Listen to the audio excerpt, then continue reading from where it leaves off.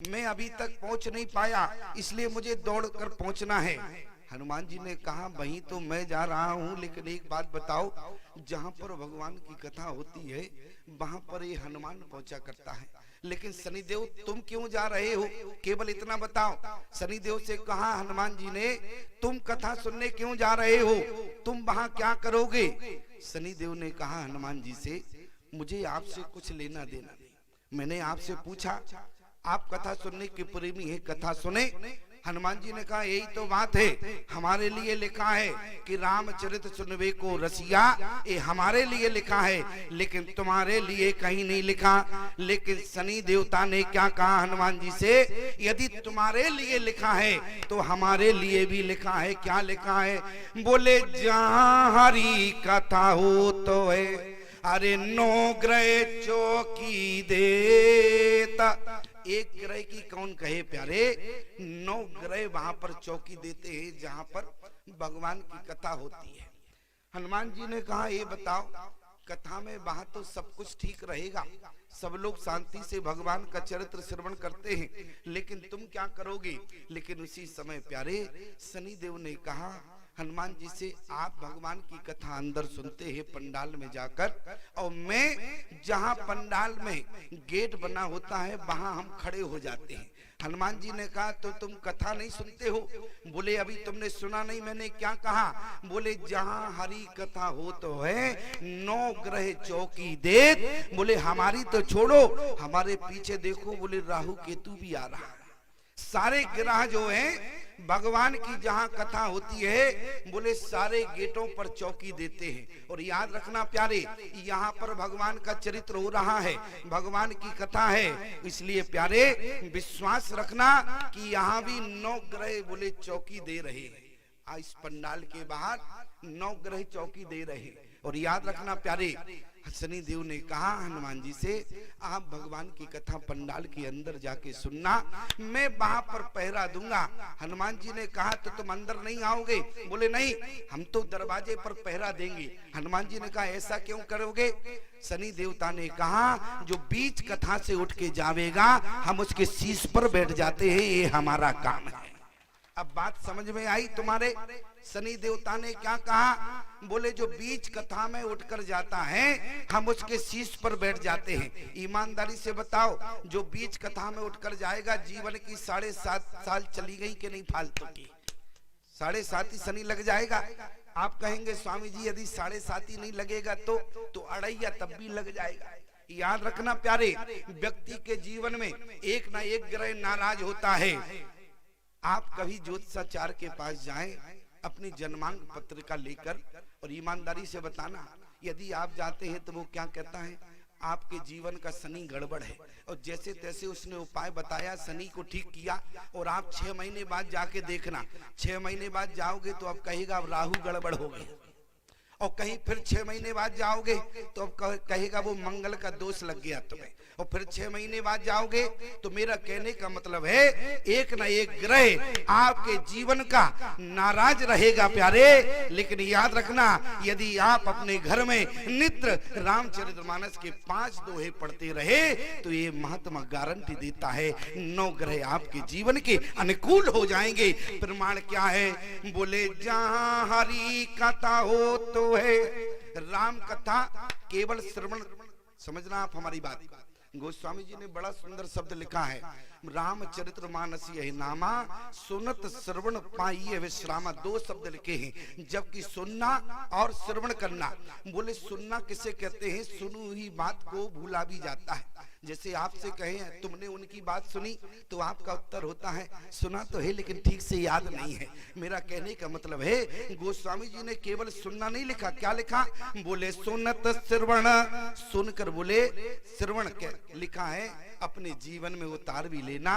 श्रवण को ही बात हृदय से कभी नहीं निकलती प्यारे, और जब राम कथा जीवन में श्रवण कर लोगे प्यारे तो आपके जीवन की सारी समस्याएं समाप्त हो जाती हैं, और राम कथा में सूत्र भी दिए जाते हैं। याद रखना प्यारे, यदि जीवन में सारे ग्रहों को अनुकूल करना चाहते हो तो केवल अपने घर में रामचरितमानस के 5 दोहा पढ़ना नित्य प्रारंभ कर दो प्यारे। आपकी जन्म पत्री के जितने ग्रह हैं अपने आप अनुकूल हो जाएंगे। कथा के द्वारा सूत्र आपको मिलता है। इसलिए जीवन में सत्संग बड़ा महत्वपूर्ण है। और याद रखना प्यारे, एक बात आपसे और कहेंगे कि जीवन में रामचरितमानस में आपने कई बार श्रवण किया होगा। अच्छा बताओ, रामचरितमानस में कितने प्रसंग हैं? 84 प्रसंग आते हैं, मास्टर साहब जानते हैं। कभी आपने विचार किया कि रामचरितमानस में 84 प्रसंग क्यों हैं? अरे क्यों 83 नहीं है, ना बात 86 85 है, क्यों 84 प्रसंग हैं? जरा विचार करना। क्यों रामचरितमानस में 7 कांड है? क्यों रामचरितमानस में 7 कांड रखे गए? 8 कांड नहीं है, केवल 7 कांड है प्यारे। रामचरितमानस के 7 कांड सामान्य नहीं है, ये आपके जीवन के महत्वपूर्ण कांड हैं। ऐसे समझे प्यारे, क्योंकि लोग पूछा करते हैं कि स्वामी जी 7 कांडों का हमारे जीवन में महत्व क्या है? 7 कांडों का हमारे जीवन में महत्व क्या है? तो याद रखना प्यारे कि जो हमारे यहाँ 7 पुरियां हैं, 7 पुरियों में जो रहने का फल है प्यारे, वो केवल 7 कांड श्रवण करने का फल है। आप अपना घर द्वार छोड़कर जाओगे, जब अयोध्या काशी मथुरा 7 पुरियों में रहने जाओगे, जो फल मिलेगा प्यारे वो केवल 7 कांड श्रवण से मिलेगा। 84 प्रसंग क्यों है प्यारे? क्योंकि प्यारे 84 प्रसंग, क्योंकि हमारे जीवन में 84 लाख योनियां भटकने के लिए हैं। और गोस्वामी जी कहते हैं जो मानस के 84 प्रसंगों को श्रवण करता है, उन्हें 84 लाख योनियों में भटकना नहीं पड़ता है, बल्कि मोक्ष हो जाता है प्यारे। लेकिन एक बात और कहें, मोक्ष की बात आ गई इसलिए बताना पड़ रहा है। यदि मान लो कहीं कोई व्यक्ति बहरा हो, बहरा, और 7 कांड श्रवण कहाँ करेगा? अगर कहीं कोई व्यक्ति दुर्भाग्यवश बहरा हो जाए तो 7 कांड जीवन में श्रवण नहीं करेगा, तो क्या उसका मोक्ष नहीं होगा? तो याद रखना प्यारे, एक बाप को बहुत महत्वपूर्ण बात बताएंगे। यदि आपके जीवन में सुनना कम हो गया तो क्या मोक्ष नहीं होगा? लोग पूछा करते हैं कि स्वामी जी यदि 7 कांड श्रवण नहीं करते हैं, 84 लाख योनियों से मुक्त होने के लिए यदि 84 प्रसंग श्रवण नहीं करेंगे, तो क्या हमें जीवन में मोक्ष नहीं मिलेगा? याद रखना प्यारे, रामचरितमानस का मोक्ष मरने के बाद नहीं, बल्कि जीते जी मोक्ष होता है। लेकिन प्रमाण क्या है?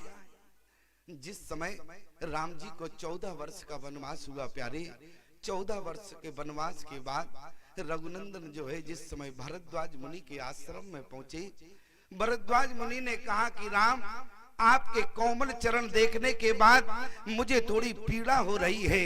भरद्वाज मुनि ने कहा कि राम, आपके चरण कमल कोमल है, लेकिन आप जो है वन में वो भी बिना पादुका के हैं। उसी समय राम जी ने कहा कि गुरुदेव, भरद्वाज मुनि से कहा कि गुरुदेव, हमारे यहाँ एक बंटवारा हुआ है।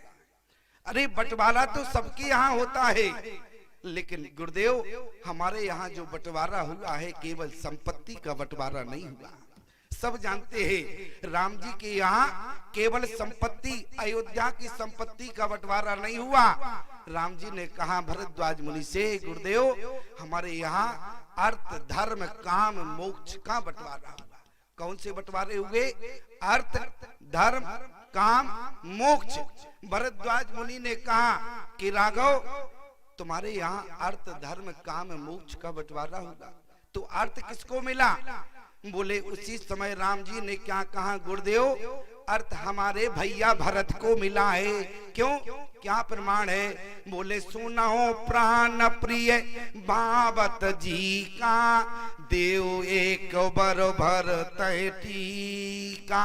अर्थ किसको मिला? भैया भरत को मिला। तो बोले फिर अर्थ धर्म किसको मिला? राम जी ने कहा गुरुदेव, बोले धर्म हमारे पिता को मिला है, चक्रवर्ती सम्राट राजा दशरथ को धर्म बंटवारे में मिला। याद रखना, आपके यहाँ जो बंटवारा होता है वो संपत्ति का बंटवारा है, लेकिन राम जी के यहाँ अर्थ धर्म काम मोक्ष 4 का बंटवारा हुआ। अर्थ भैया भरत को मिला, धर्म पिता दशरथ को मिला। तो बोले काम किसको मिला?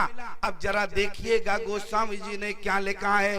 बोले देखो काम प्रताप बड़ाई। यहाँ गोस्वामी जी ने लिखा क्या लिखा? बोले देखो काम प्रताप बढ़ाई। यहाँ धर्म का बंटवारा हो रहा। याद रखना प्यारे, लोग कहते हैं कि राजा दशरथ को काम मिला है, लेकिन काम किसे कहते हैं पहले इसको जानो।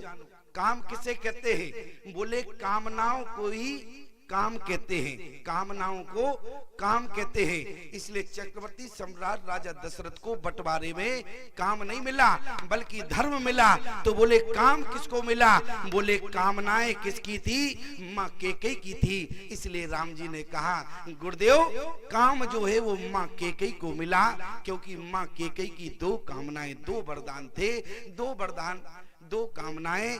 क्योंकि सुनो प्राण प्रिय भावत जी का देव, एक वर भरत टीका, दूसर वर मांगो कर जोरी, पूर्वो नाथ मनोरथ मोरी, तापस बेस विशेष उदासी, 14 वर्ष राम वनवासी। माँ कैकेयी के दो वरदान रहे, कामनाएं दो थी प्यारे, इसलिए माँ कैकेयी को काम मिला। लेकिन भरद्वाज जी ने कहा राम फिर मोक्ष किसको मिला? राम ने कहा कि गुरुदेव मोक्ष तो इस राम को मिला है। भरद्वाज जी ने कहा तुम्हारी बात समझ में नहीं आई। राम ने कहा गुरुदेव यदि महात्मा का दर्शन, यदि संत का दर्शन जीते जी व्यक्ति को हो जाए, उसी समय व्यक्ति के जीवन में मोक्ष हो जाता है प्यारे। ये रामचरितमानस का मोक्ष है जो राम को मिला है। और राम जी ने अपने मुखारबिंद से कहा है मुनिगण मिलन विशेष वन प्यारे, क्योंकि वन में जाएंगे तो मुनियों का दर्शन होगा। लेकिन जरा विचार करना, जिस समय राम जी की जीवन लीला में माताओं का सबसे ज्यादा योगदान रहा, माताओं का योगदान सबसे ज्यादा रहा कि नहीं रहा? माताओं का योगदान पहले कौन सी माता का योगदान रहा? बोले गई गिरामती फेरा। पहले कौन सी माता जी आई? माँ सरस्वती आई। माताएं जी हमारी बात समझ रही है कि नहीं? पहले कौन सी माता आई? क्योंकि इसलिए पूछना पड़ता है क्योंकि यहाँ की माताएं ऐसी बैठी हैं जैसे मूर्त मन तपस्या जैसे। और कहीं की माताएं होती तो पंडाल में उनका पूरे, जब तक हम बोलते हैं मंगलाचरण ही होता है। मंगलाचरण का है मतलब है कि माताएं शांत नहीं रहती हैं, लेकिन यहाँ की माताएं ऐसी बैठी हैं जैसे मंदिर में मूर्ति स्थापित होती है, ना बिल्कुल हिलना है ना डुलना है। इसलिए प्यारे, लेकिन मैं आपसे निवेदन करूं कि जिस समय पहली माता का योगदान क्या रहा? बोले गई की रामती फेरा। दूसरी माता कौन सी रही? दूसरी नारी कौन सी रही राम के जीवन में? तो गोस्वामी जी क्या कहते हैं? नाम मंथरा मंदमती। यदि माँ सरस्वती ना होती तो ईमानदारी से बताओ मंथुरा की मति कौन बदलता? और यदि मंथुरा ना होती तो माता कैकेयी को प्रेरणा कौन देता? पहली नारी कौन आई? बोले माँ सरस्वती। और दूसरी नारी कौन आई प्यारे? मंथुरा। और तीसरी नारी रही माँ कैकेयी। अब राम जी की गाड़ी भवन से निकली, अब भवन से तो गई और पंचवटी में जाके खड़ी हो गई। अब पंचवटी में राम की गाड़ी खड़ी है, लेकिन पंचवटी में राम जी निराश हो गए। क्यों? बोले भवन से तो राम जी की गाड़ी आई लेकिन पंचवटी में खड़ी हो गई। अब राम जी ने कहा यहाँ से कैसे बढ़ेगी, लेकिन वहां भी एक नारी आ गई। बोले चिंता मत करो, अभी मैं बैठी हूँ। वो कौन सी नारी है प्यारे? बोली तुम समय पुरुष नमो सम नारी, यह संजोग गोविधि रचा विचारी। कभी इस चौपाई पर ध्यान दिया आपने? सूर्पनखा आई, सूर्पनखा ने क्या कहा राम जी से? बोले तुम सम पुरुष नमो सम नारी, यह संजोग विधि। ब्रह्मा का नाम लिया। अच्छा, ब्रह्मा ही तो रचने वाले हैं, संयोग कौन मिलाता है?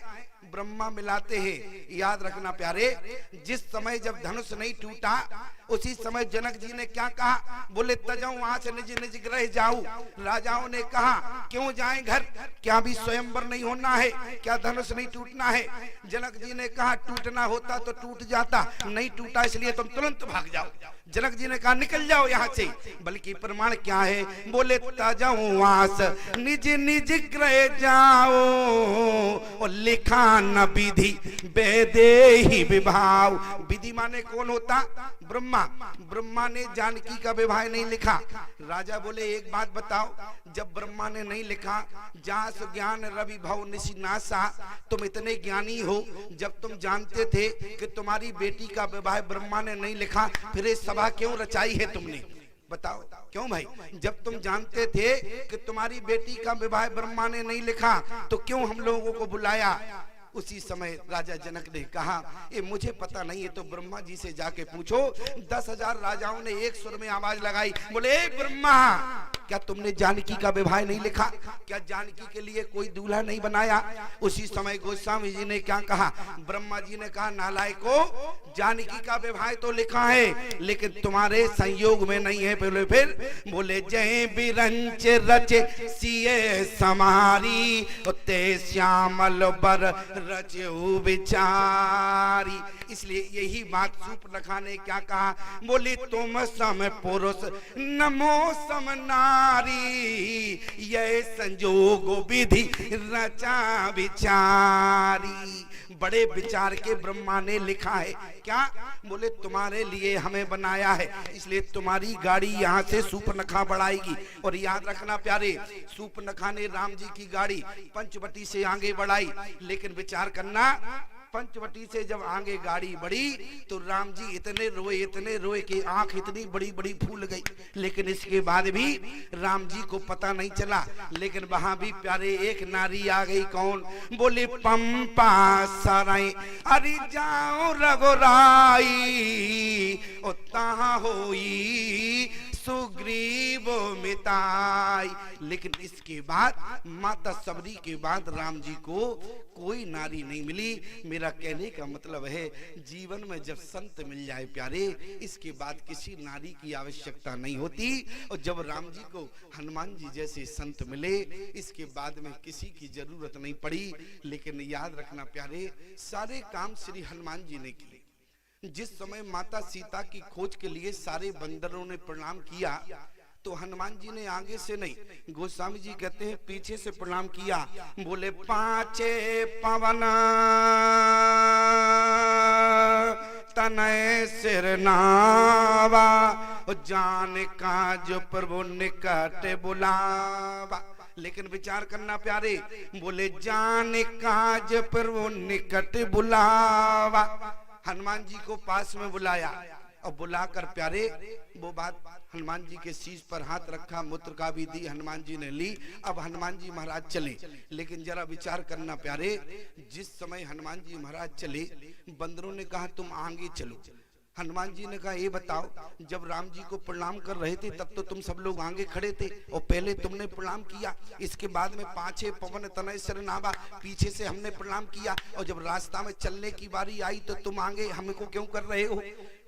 अरे पीछे हम चलेंगे, क्योंकि प्रणाम करने में जब हम पीछे रहे तो यहाँ भी पीछे रहेंगे। लेकिन बंदरों ने कहा, बोले देखो महात्मा जीवन में घर में रहे तो भले ही पीछे रहे, लेकिन जब चलो जीवन में तो महात्मा या परमात्मा को आगे करके चलना प्यारे, तो जीवन में समस्या नहीं आएगी।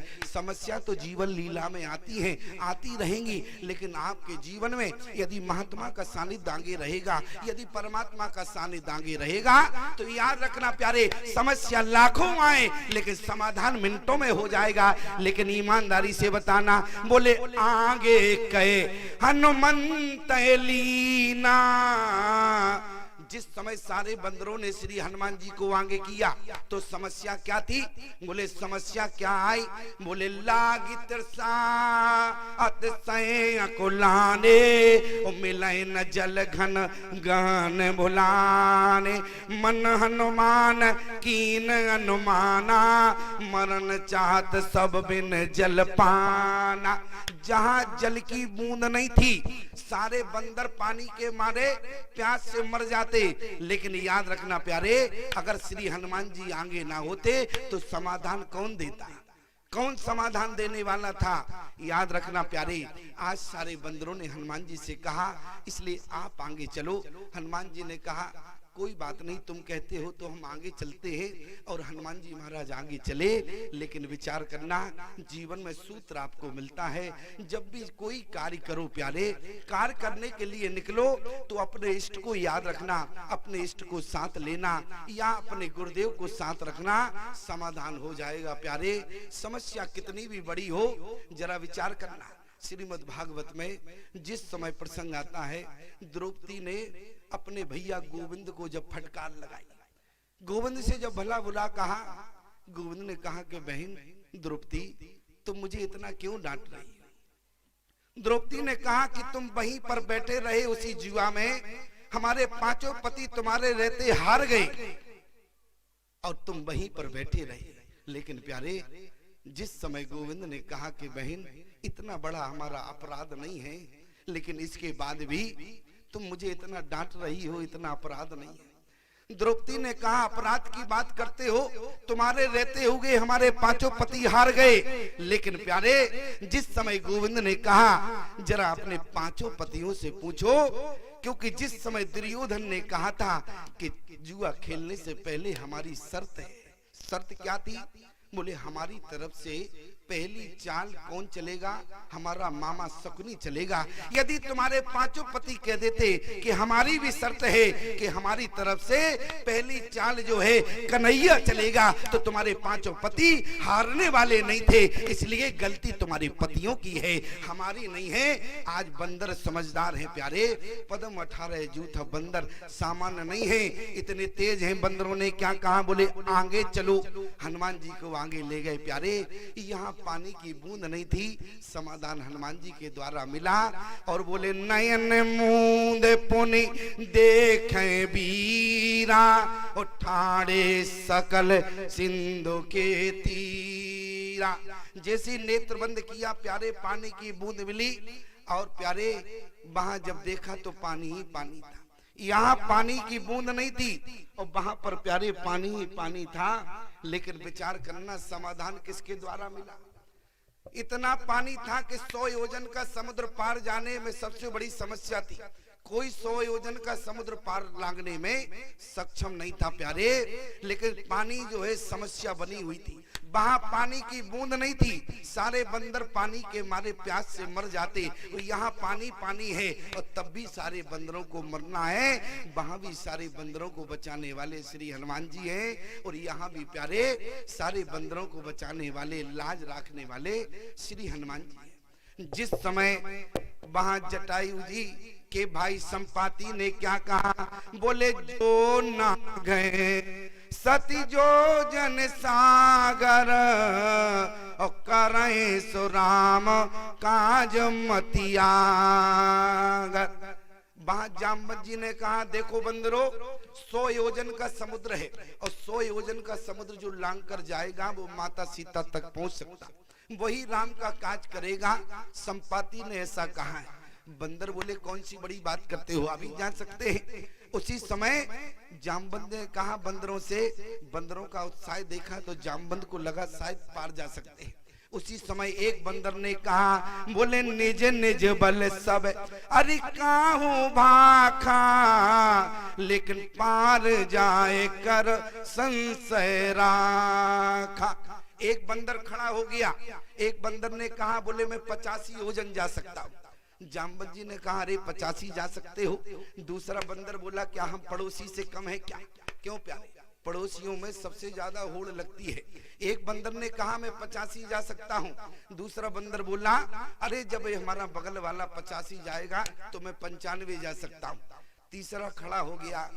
तीसरे ने कहा मैं 99 जा सकता हूँ। जामवंत जी ने कहा काम 99 से नहीं बनेगा, 100 योजन का समुद्र है और तुम्हें जो है 100 योजन पार करके जाना